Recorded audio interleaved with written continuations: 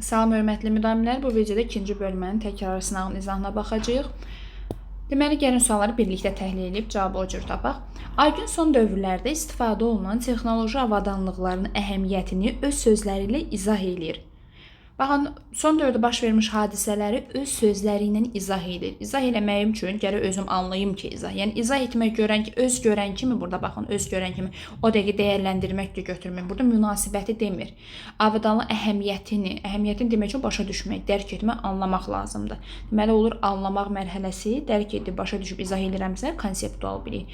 Anlamaq mərhələsi konseptual bilik. Düzgün cavabımız oldu A variantı. 2-yə baxırıq. Həyat bilgisi dərsində dostluq necə olmalıdır mövzusu keçirilir. Şagirdlər dostluğun möhkəm olması üçün ən vacib keyfiyyətləri.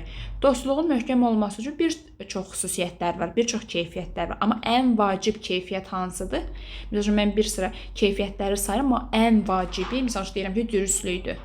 Deməli, ən mühüm, daha mühüm, ən vacibini tapıb önə çıxardırıqsa hansı mərhələ idi? Bəli, təhlil etmə mərhələsi. Xüsusiyyətlərini özüm çox deyirəm ki, cavabı məndən qabaq özünüz tapmış olasınız. 2 oldu, 3-ə baxırıq. Gözləntilərin və prosedurların olmasına baxmayaraq gözlənti var, əməl eləmirlər.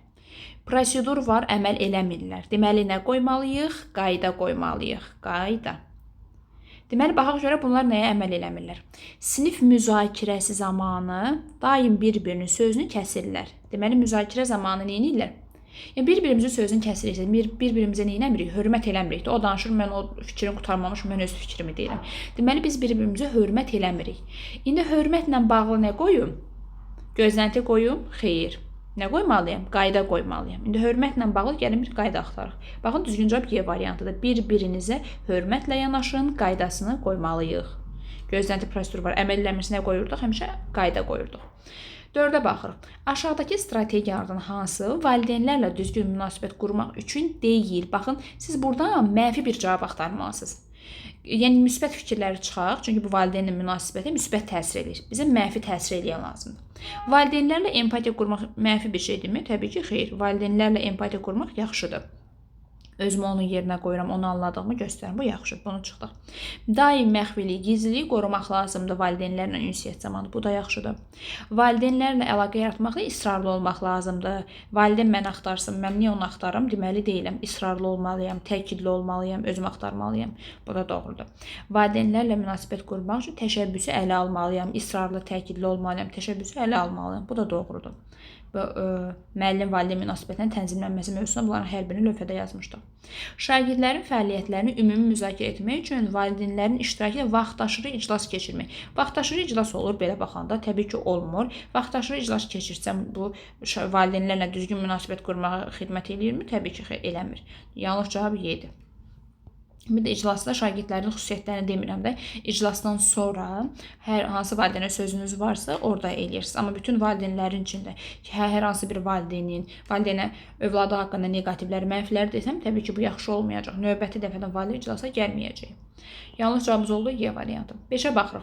Doğru fikri seçin. Məzmun xətti sinifdən sinifə keçdikcə dəyişir. Məzmun xətti dəyişmir olmalıdır. Nə sinif üzrə, nə səviyyə üzrə dəyişmir. A səhvdir. Alt standart məzmun xəttinin tələbə uyğun dəyişir. Məzmun xətti özü dəyişmir. Alt standart məzmun xətti necə baxıb dəyişə bilər ki? Bu da səhvdir. Alt standartın siniflər üzrə dəyişməsi deyirsə, yadınızda demişdik, 6-cı sinif, misal üçün 7, 8, 9. Bu üfüqi inteqrasiya, bu üfüqi xəttdir, yoxsa şaquli xəttdir? Bu şaquli xəttdir, üfüqi xətt belə olur. S də səhvdir, S-ni də çıxdıq. Fən üzrə məzmun xəttləri bütün siniflər üzrə dəyişməz. Yəni, məzmun xətti fən üzrə, məsələn, tarix fənnindən söhbət gedir. Tarix fənni üzrə bütün siniflərdə, yəni 6-dan 11-ə qədər tarix fənni tədris etsəz, məzmun xətti dəyişmirdir. Məzmun xətti siniflər üzrə dəyişmir. Necə fikirdir? Bu doğru fikirdir. Yəni, düzgün cavabımız oldu D variantı. Misal üçün, tarixdə bir tarixi zamandırsa, 6-cı sinifdə də bu bir tarixi zaman olacaq, 9-da da, 11-də də və s. Yəni, düzgün cavabımız oldu D variantı. Y-yə də baxaq. Məzmun xətti müəllimin dərsdə hansı strategiyada istifadə edəcək aydınlıq gətirir. Məzmun xətti ümumiyyətlə məlumat ifadə olunmur. Müəllim ona baxıb nə strategiya müəyyənləşdirə bilər ki? Y də yanlışdır. 6-ya baxırıq. Effektiv təlim nəticəsi, yəni düzgün təlim nəticəsini müəyyənləşdirin. Yəni birlikdə tapaq. Qaydaları əzbərləmək təlim nəticəsidirmi? Deyil təbii ki. A-nı çıxdıq. B-nin sonuna baxırıq. Öyrədir. Bu kimə aiddir? Müəllimə aiddir. Nəticə kimə aid olmalı idi? Şagirdə. B-ni də çıxdım. Bilir, bacarır, tanıyır. Bacarırı sildim. Niyə? Çünki stativ fe'llər demişdik, qadağan olmuş sözlər çıxın. Fikrini argumentlərlə əsaslandırır. Burada mənfi nəsə varmı? Yoxdur təbii ki. Bilirəm ki, fikirlərimi əsaslandırmağı bacarıram. Düzgün cavabımız oldu D variantı. Şagirdlərdə vətənpərvərlik hissini aşılayır ki, müəllim. Ona görə bu da yanlışdır. Düzgün cavabımız oldu D variantı. 7-yə baxırıq. Hansı fikir yanlışdır? Smart dərsin təlim nəticəsini müəyyənləşdirməyə, yəni smart texnologiyasına aid təlim məqsədlərinin müəyyən olmasına xidmət edir. Bu düzdür. Bizə səhv cavab lazımdır. Təlim nəticəsi spesifik, dəqiq, düzgün, aydın olmalı idi. S hərfində var idi. Bu da düzdür. Bizə səhv cavab lazımdır.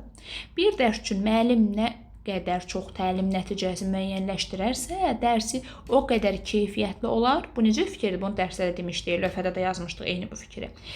Təlim nəticəsi nə qədər çox olarsa, dərsin keyfiyyəti bir o qədər aşağı düşür. Bir dərsi nə qədər nəticə reallaşdıra bilərəm ki, dərsimin keyfiyyəti aşağı düşəcək. Yanlış olan variant C variantıdır. Alt standartdan çıxarılan təlim nəticəsi, yəni təlim nəticəsi spesifik olmalıdır. Smartın S hərfi. Bu da düzdür. Daha sonra gündəlik planlaşdırmada dərs üçün təlim nəticələri müəyyənləşdirilir. Yəni gündəlik planda dərs üçün təlim nəticələri olur. Bu da doğrudur. Demək, yanlış cavabımız oldu C variantı. Digər variantları da oxuyuram ki, mövzuları təkrarlamış olaq. 8-ə baxırıq. Musiqi, rəng, səs və s. etibar edən video hazırlamaq üçün bir sıra bacarıqları nümayiş etdirən şagird. Deməli, bir və ya birdən çox hərəkəti birləşdirirəm. Video hazırlamaq üçün çox hərəkətləri birləşdirməliyəm ki, mən videonu hazırlayayım. Bir və ya birdən çox hərəkəti birləşdirmək psixomotorun hansı mərhələsində idi? Bəli, psixomotorun artikulyasiya mərhələsində idi.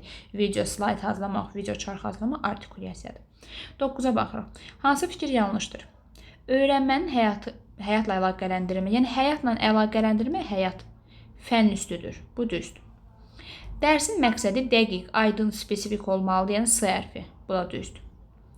Tədris il ərzində müəllim alt standartı reallaşdırmaq vəzifəsini, bəli, yəni müəllim dərsi tədris etməklə alt standartı yerinə yetirmək vəzifəsini yerinə yetirmiş olur. Bu da doğrudur. Yəni dərs keçirəmsə, proqramı mənimsədirəmsə, bu mənim borcumdur.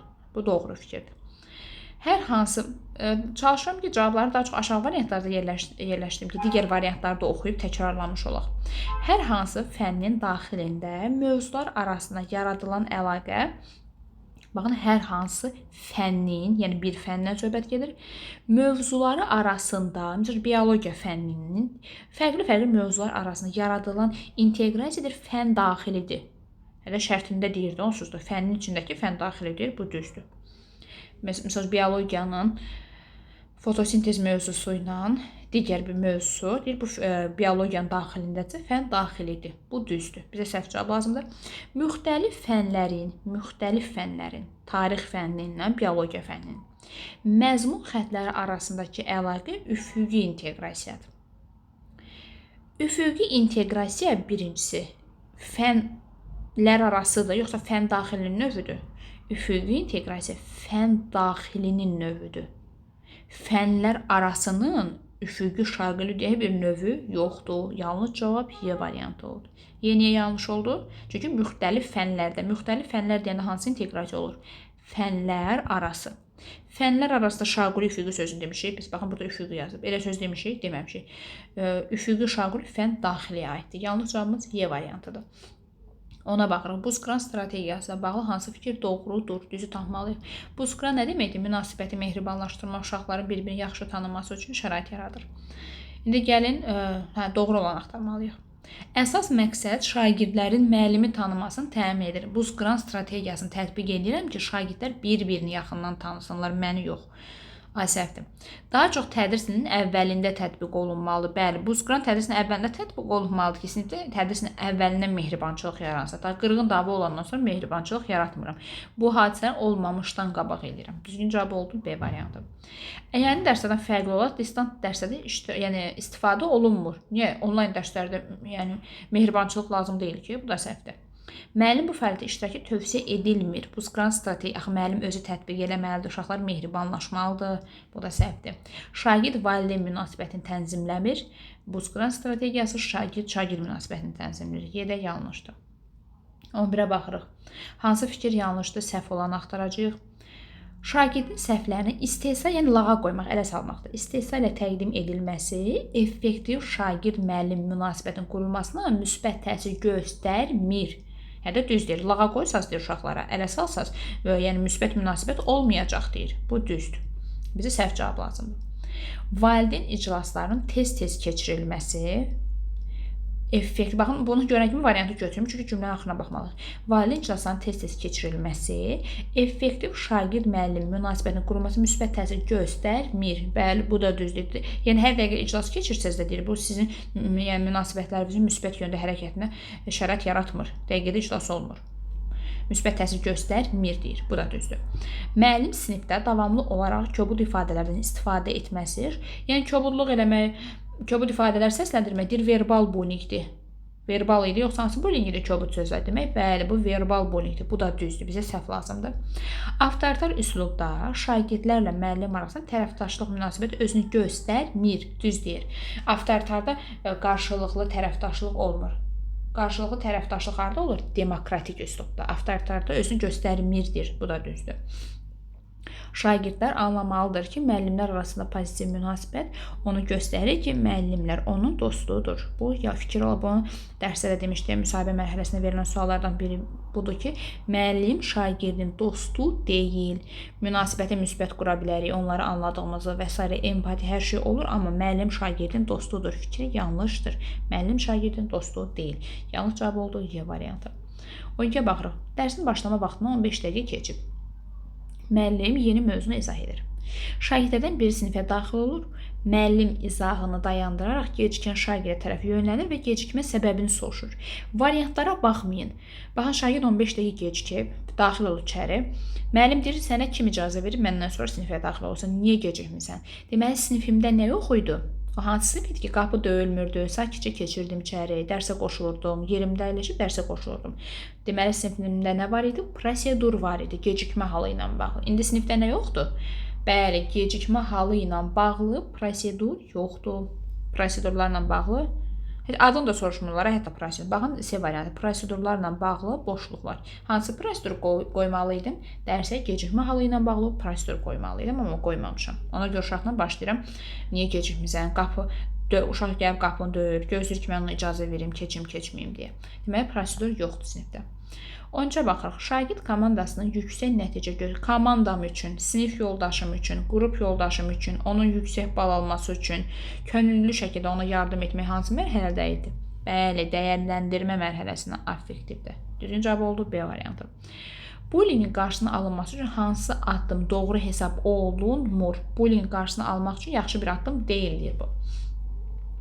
Bullyingə qarşı aqressiyanın göstərilməməsi. Yəni göstərməməlisiniz deyir. Niyə bullyingə qarşı aqressiya göstərim ki mən? Bu düzdür. Bizə səhv cavab lazımdır. Davranışların səbəblərini araşdırmaq.